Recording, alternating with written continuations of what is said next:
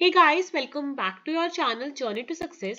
तो research and publication ethics का हम यूनिट नंबर 1 कवर कर रहे थे। यूनिट 1 में हम पढ़ेंगे फिलॉसफी एंड एथिक्स के बारे में। ये हमारी रिसर्च एंड पब्लिकेशन एथिक्स की सेकेंड क्लास है। तो लास्ट क्लास में हमने कुछ बेसिक टॉपिक्स कवर कर लिए थे यूनिट नंबर 1 के। तो हमारा सब्जेक्टिविटी एंड ऑब्जेक्टिविटी तक कवर हो गया था।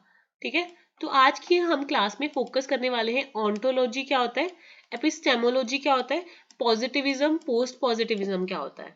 ठीक है, उसके बाद हम रिसर्च पैराडाइम्स के बारे में जानेंगे एंड कुछ हम बेसिक डेफिनेशन ऑफ एथिक्स के बारे में जानेंगे।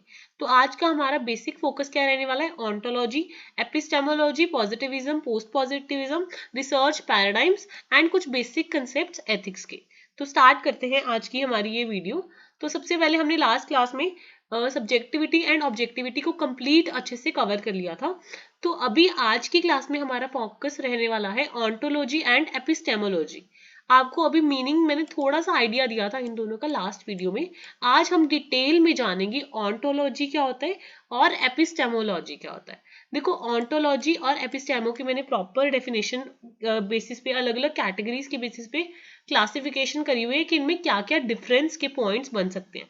तो सबसे पहले इनका अगर हम डेफिनेशन के बेसिस पे देखें तो क्या डिफरेंस है। Ontology refers to the study of the nature of reality and existence, addressing questions about what exists and the fundamental nature of being। तो ontology का मेन फोकस किस पे है, study of the nature of reality and existence. तो अगर हम reality and existence की बात करेंगे तो हम ontology की बात करेंगे। On the other hand epistemology में हमारा फोकस होता है study of knowledge, exploring how knowledge is acquired, कि जो नॉलेज है उसको कैसे एक्वायर करा जाए, किस तरह की नॉलेज है, नॉलेज को हम कैसे स्टडी कर सकते हैं, क्या क्राइटेरिया है किसी भी बिलीफ को ट्रू बताने का या फॉल्स बताने का। तो ऑन्टोलॉजी बेसिकली रियलिटी और एग्जिस्टेंस के बारे में बात करती है। और अगर हम एपिस्टेमोलॉजी की बात करें, that tells about how knowledge is acquired. मतलब बेसिकली जो एपिस्टेमोलॉजी है वो सोर्सेज ऑफ नॉलेज के बारे में हमें बताती है। ठीक है, तो सोर्सेज ऑफ नॉलेज हमें एपिस्टेमोलॉजी से पता लगते हैं and ontology tells about the nature of reality and existence. तो ऑन्टोलॉजी का जो मेन क्वेश्चन है that is about the nature of reality including the existence of entities, properties and the relationship between them. But on the other hand अगर हम epistemology की बात करें, इसका मेन फोकस क्या है, it focuses on the questions about the nature and sources and validity of knowledge, कि कैसे नॉलेज को एक्वायर करें, कैसे हम उसको जस्टिफाई करें, कैसे हम उसको इवैल्यूएट करें। तो अगर हम ऑन्टोलॉजी की बात करते हैं, इसके मेन क्वेश्चन क्या है, व्हाट एग्जिस्ट, जो भी चीजें हैं वो सब्जेक्टिव है या ऑब्जेक्टिव है, क्या चीजें यूनिवर्सल ट्रूथ है या नहीं। बट अगर हम एपिस्टेमोलॉजी की बात करें, वो बात करती है कि नॉलेज को कैसे एक्वायर किया जा सकता है, क्या क्या सोर्सेज हैं नॉलेज के, कैसे हम नॉलेज को वैलिडेट या फिर रिलायबल बता सकते हैं, किन क्राइटेरियाज को यूज करके।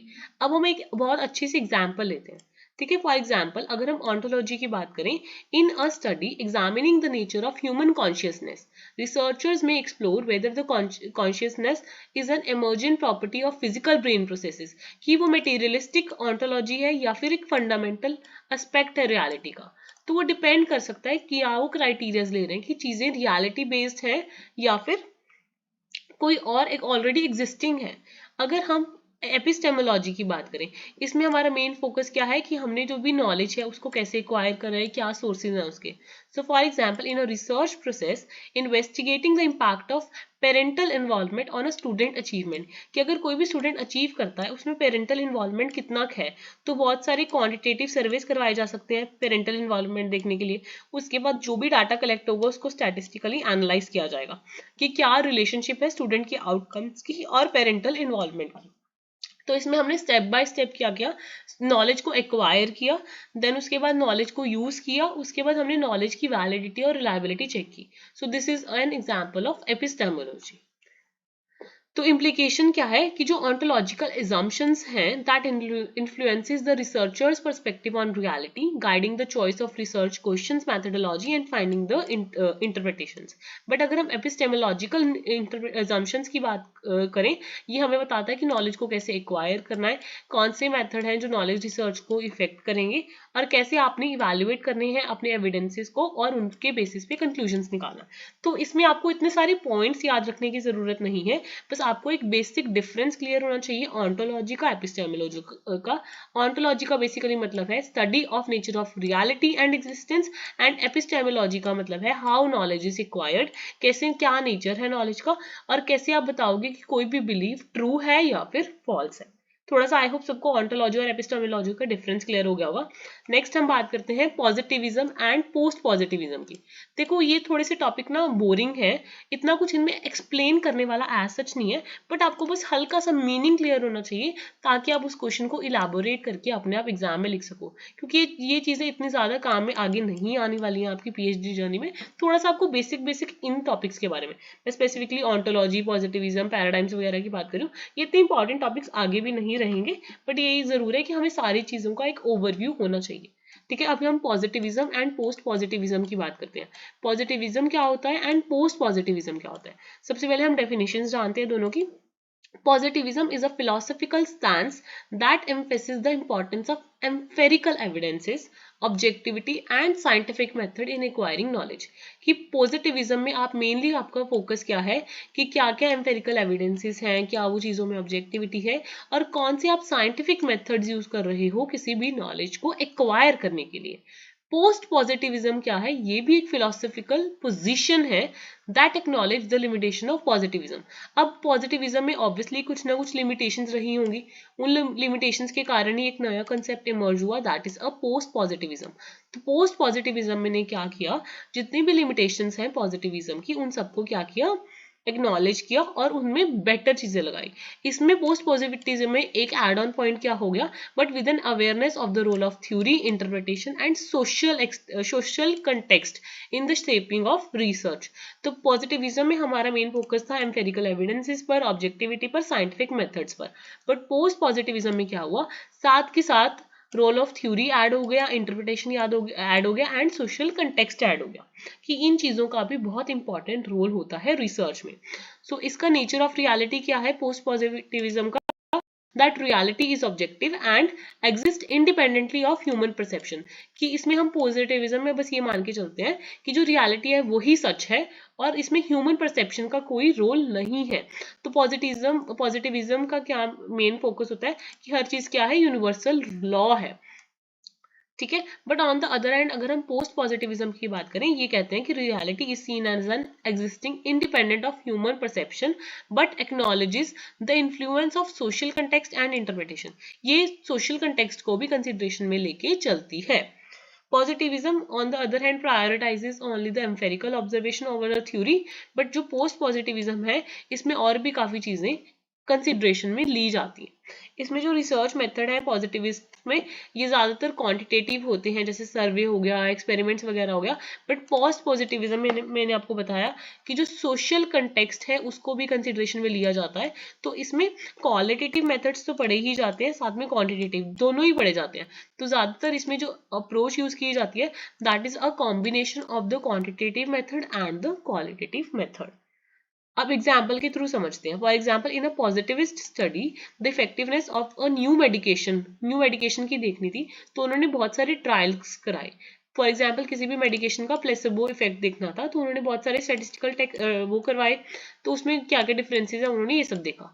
बट पोस्ट पॉजिटिविज्म में उन्होंने क्या किया, मिक्स्ड मेथड्स यूज करे कि कोई भी स्टूडेंट है उसकी क्या एक्सपीरियंसेस हैं, काफी सारी चीजें देखी, तो इसमें कॉम्बिनेशन यूज होता है। तो आपको ये इतना कुछ नहीं पढ़ना है, आपको बस ये पता होना चाहिए कि जो पॉजिटिविज्म है उसके ड्रॉबैक्स को कवर करता है पोस्ट पॉजिटिविज्म। तो पॉजिटिविज्म में जब कुछ और चीजें ऐड हो जाती हैं वो हमारे पास पोस्ट पॉजिटिविज्म बन जाता है। और जो पॉजिटिविज्म है उसमें हम सिर्फ क्वांटिटेटिव मेथड्स यूज करते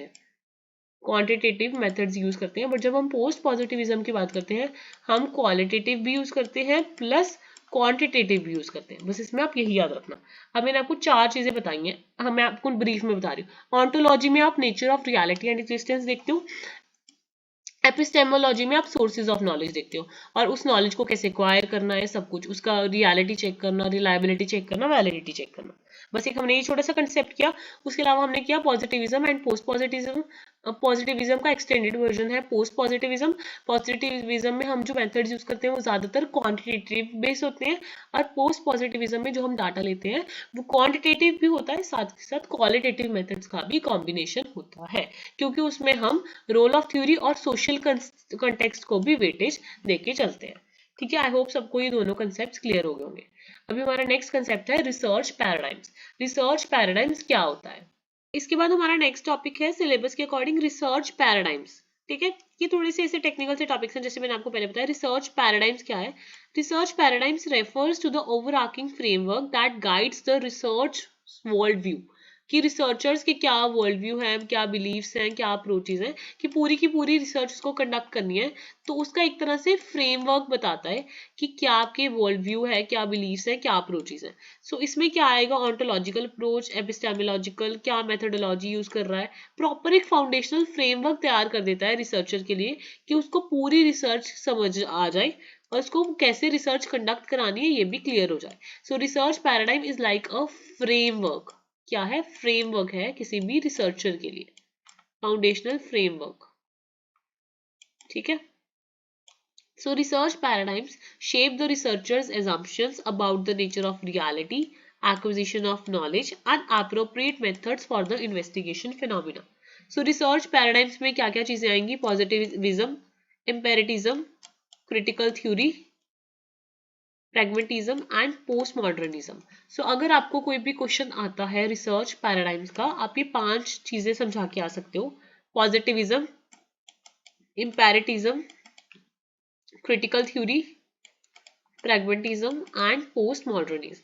ठीक है, एक ओवरव्यू सा बता देती हूँ इसमें क्या क्या लिखा हुआ है। तो सबसे पहले मैंने आपको पॉजिटिविज्म के बारे में बताया था कि पॉजिटिविज्म हमें एम्पेरिकल एविडेंसेस देता है, ऑब्जेक्टिविटी के बारे में बताता है एंड साइंटिफिक मेथड्स बताता है कि आपका क्या परसेप्शन है रियलिटी को लेके, इंडिपेंडेंट ऑफ ह्यूमन परसेप्शन।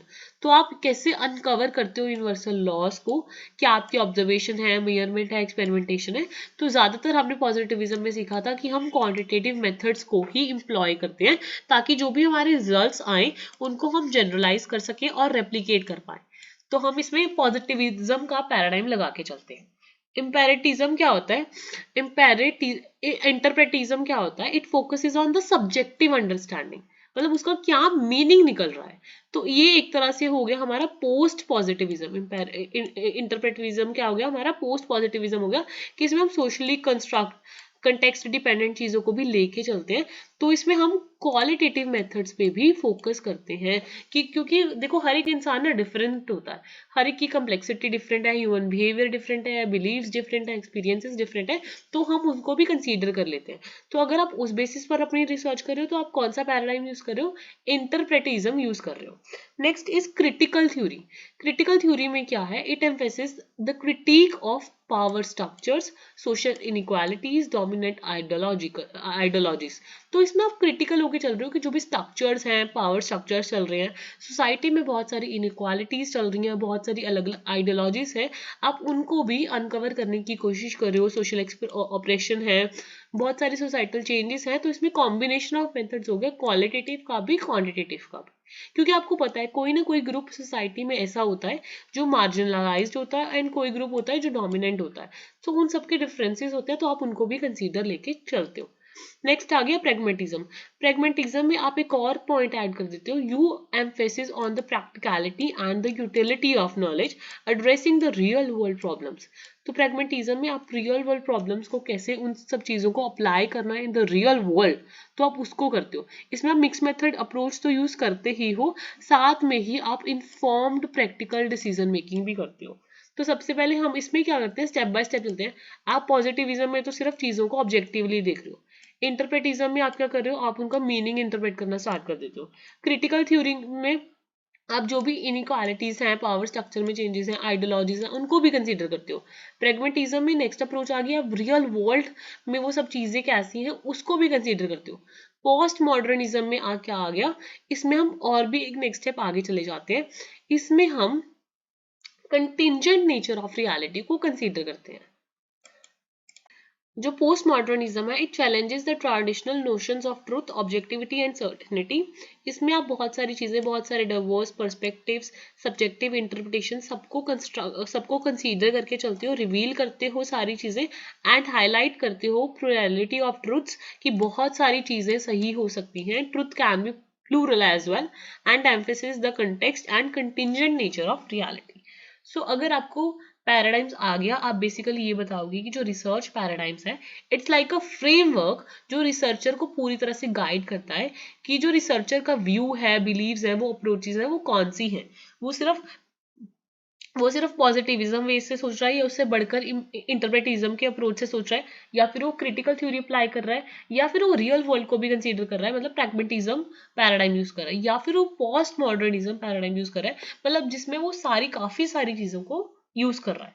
सो मतलब अगर इनमें हम चीजें एड ऑन करते रहते हैं जब हम आगे बढ़ते रहते हैं, ठीक है। तो रिसर्च पैराडाइम में हम ये 5 कंसेप्ट एक्सप्लेन करके आ सकते हैं अगर हमारे आंसर को लेंथी बनाना है, ठीक है। Positivism, interpretivism, critical theory, pragmatism and post modernism. तो अभी तक हमने सिर्फ 3 टॉपिक्स करे, ontology and epistemology, positivism and post positivism, research paradigms जिसमें हमने 5 टॉपिक्स कवर करे हैं, positivism, interpretivism, critical theory, pragmatism and post modernism. Clear हो गया सबको? अब थोड़ा सा नेक्स्ट हमारा टॉपिक स्टार्ट होता है, डेफिनेशन ऑफ एथिक्स। तो अभी हम आज की क्लास में एथिक्स स्टार्ट नहीं करेंगे, नेक्स्ट क्लास में हम एथिक्स का पूरा चैप्टर खत्म कर देंगे, पूरा कंसेप्ट खत्म कर देंगे। इसमें हमें डेफिनेशन जाननी है एथिक्स की, ठीक है। उसके बाद हम एथिक्स की मॉरल फिलॉसफी क्या होती है इसके बारे में थोड़ा सा जानेंगे। देन हम और भी जो टॉपिक्स है एथिक्स के, हिस्टोरिकल बैकग्राउंड क्या रहा है एथिक्स का, फंडामेंटल प्रिंसिपल्स क्या है एथिक्स की, ये सारी चीजें हम आने वाली वीडियो में कवर कर लेंगे। अब हमारी नेक्स्ट वीडियो में हमारा यूनिट नंबर जो 1 है वो कंप्लीट हो जाएगा। सो आई होप सबको क्लास 2 अच्छे से क्लियर हो गई होगी। थोड़े बहुत ऐसे टेक्निकल टॉपिक्स थे, तो आई होप आपको बेसिक आइडिया मिल गया होगा इन टॉपिक्स के बारे में। अगर आपकी कोई क्वेरीज है आप कमेंट सेक्शन में डाल देना। I hope you like the video कि आपको बेसिक कंटेंट एक जगह पे मिल रहा है जो भी आपके सिलेबस के अकॉर्डिंग आपको रिक्वायर्ड है, ठीक है। बाकी मिलते हैं नेक्स्ट वीडियो में। Till then don't forget to like, share and subscribe the channel.